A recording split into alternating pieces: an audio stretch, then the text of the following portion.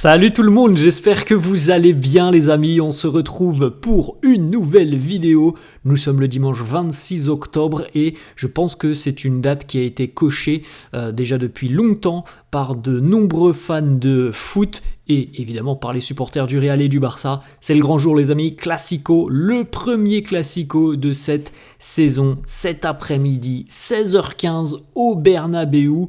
L'enjeu, c'est une place de leader tout simplement en Liga, même si évidemment nous sommes encore très tôt dans cette saison. Il y a un enjeu important, que ce soit pour le Real, mais aussi pour le Barça. C'est toujours un match particulier. Les unes des quotidiens madrilènes à ce qui titre Classico pour el liderato, un Classico pour la place de leader du championnat. Il y a une belle opportunité pour le Real de consolider sa première place et de reléguer un petit peu plus loin le Barça. Il y a une opportunité pour le Barça de reprendre la tête du championnat. Évidemment les amis, s'il y a match nul, ça ne bouge pas le statu quo, mais en tout cas, on a une bien belle affiche. Il est vrai que l'année dernière, et d'ailleurs, c'était assez le cas depuis quelques années. On avait souvent une équipe qui était quand même qui était plus forte, qui semblait plus forte que l'autre.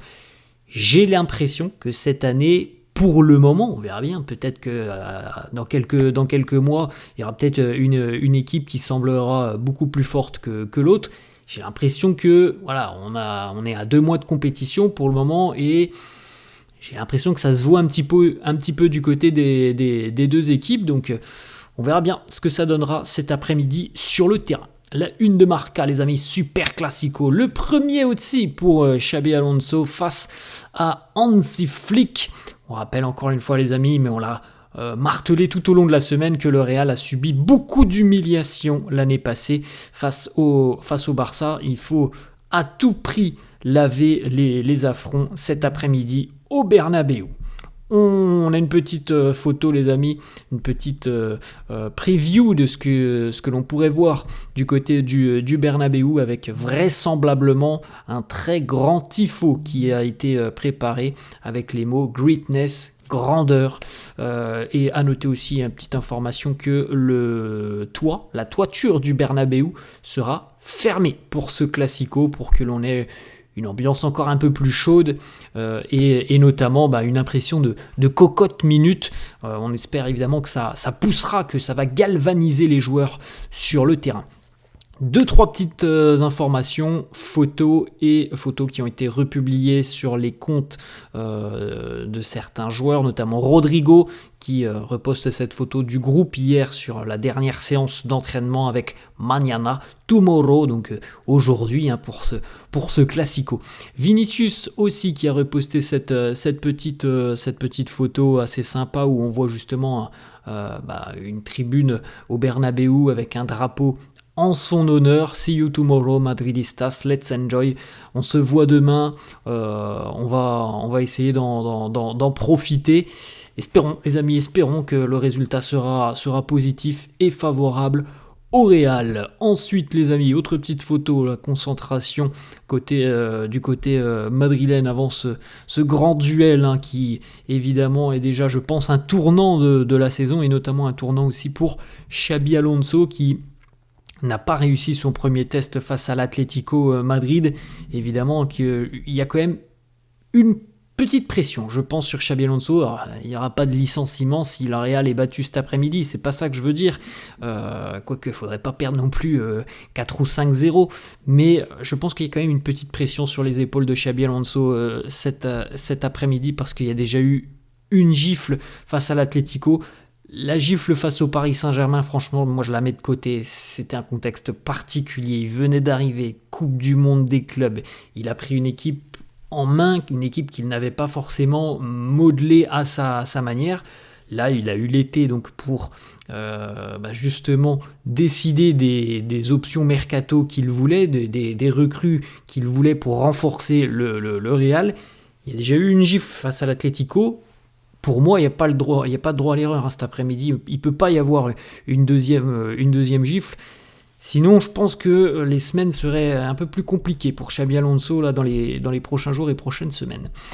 L'équipe, les amis, retenue par Xabi Alonso, le groupe retenu par Xabi Alonso pour affronter les Blaugrana. On l'avait évoqué hier et c'était la tendance déjà depuis quelques jours, voire même depuis quelques semaines pour certains. Nous enregistrons donc 4 retours dans le groupe madrilène, avec le retour de Carvajal, le retour de Trent Alexander-Arnold, le retour de Dean Huijsen et le retour de Dani Ceballos. Encore une fois, les amis, la même question que je vous ai posée, enfin que je vous ai transmis tout au long de la semaine. Est-ce que je mets le cas Ceballos de côté parce que c'est pas un titulaire, Dani Ceballos, mais pour les 3 autres, les amis, qui peuvent être évidemment des titulaires, est-ce qu'ils sont en mesure de démarrer un Classico ? C'est la seule question que je me pose. Voilà, et je pense que c'est la seule question que se pose aussi Xabi Alonso. C'est très bien, ils sont disponibles, mais on l'a dit tout au long de la semaine, les amis, être disponible, c'est une chose. Être en mesure de démarrer un Classico, c'en est une autre. On l'a dit hier, hein, les amis, mais évidemment, nous avons 2 absences, Rudiger et David Alaba. Les déclarations d'avant-match de Xabi Alonso, on lui a posé une question. Est-ce que vous trouvez que votre équipe a un comportement beaucoup plus sérieux après la défaite de l'Atlético ? Il nous dit « Je pense que l'on est meilleur que lorsque l'on a affronté l'Atlético, tactiquement, au niveau aussi de notre intelligence footballistique, de notre intelligence comportementale. Sur tous les points, je pense qu'on est meilleur qu'il y a à peu près un mois. » Xabi Alonso, on lui pose aussi cette question, les amis. Est-ce que pour vous, c'est un match qui va vous servir à prouver, après les défaites face au PSG, après les défaites face à l'Atlético? Il nous dit, moi tout ce que je veux, c'est gagner et rendre nos supporters heureux. On lui pose aussi la question évidemment sur le Barça, la ligne haute, le pressing du Barça, le piège du hors-jeu. Il nous dit le Barça, ce n'est pas que ça. Déjà, premièrement, nous devons travailler sur notre jeu de position qui nous permettra de nous retrouver dans une situation d'une dernière passe, si possible derrière leur ligne défensive. Autre déclat de Xabi Alonso, question donc du journaliste, comment on gère une équipe qui presse très très dur. Il nous dit la plus importante des choses pour nous, c'est justement nous concentrer sur notre plan, sur nos idées. Pas seulement avec le ballon, mais aussi savoir quand on doit être en mesure, nous aussi, d'aller presser. Autre déclat de Xabi Alonso qui nous dit « Nous avons analysé les classicos de la saison dernière pour essayer de comprendre ce qui n'avait pas fonctionné. Demain, ça sera différent. C'est un nouveau projet. » Alors, évidemment que ça peut servir d'analyser un petit peu ce qui s'est passé l'année dernière parce que c'est le même entraîneur. Déjà, du côté du Barça, si ça n'avait pas été le même entraîneur, ça aurait été évidemment quelque chose qui n'aurait pas forcément été très pertinent. Mais là, c'est le même entraîneur, c'est 90% les mêmes joueurs du côté du Barça. On connaît comment joue le Barça, donc c'est intéressant, je pense, pour Xabi Alonso d'avoir pu justement revoir et analyser tous ces classicos. Maintenant, c'était Carlo l'année dernière, c'est Xabi Alonso. Moi, les amis, je suis impatient. Franchement, je suis impatient de voir ce qu'il va nous préparer, que ce soit au niveau de la compo, au niveau de la tactique, et évidemment de voir aussi comment ça va se passer sur cette rencontre.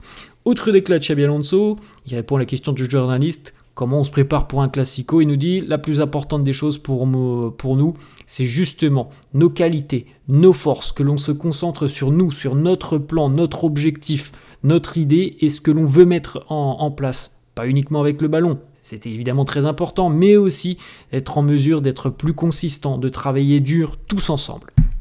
Ensuite, il nous dit, pour moi, j'aime ce que je vois de mon équipe, même si je pense que l'on peut encore mieux faire. Nous avons une base plutôt solide. Maintenant, il est temps de passer à une étape encore supérieure. Autre déclat de Xabi Alonso qui revient sur les déclarations de Lamine Yamal. Il nous dit, je ne veux pas rentrer dans ces polémique. Moi, ce qui m'intéresse, c'est la manière dont on jouera demain. Il y a eu beaucoup de déclarations du côté de Barcelone. Moi, je ne veux pas parler. Tout ce qui compte pour moi, c'est le terrain.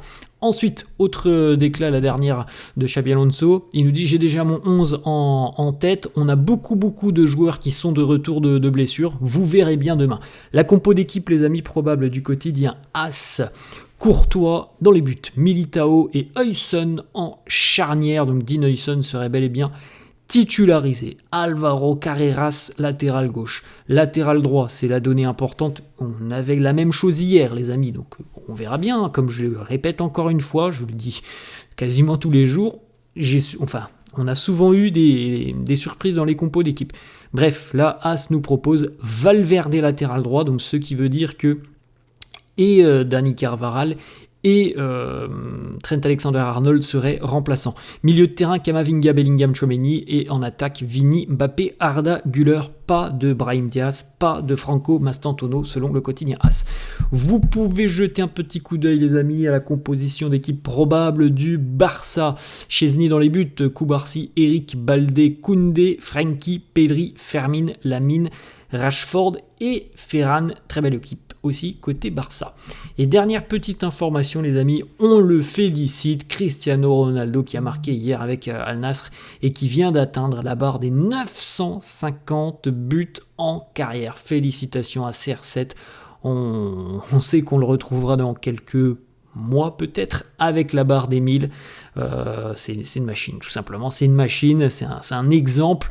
Voilà, Cristiano, encore une fois, qui bat toujours et encore des records. Félicitations à lui, les amis.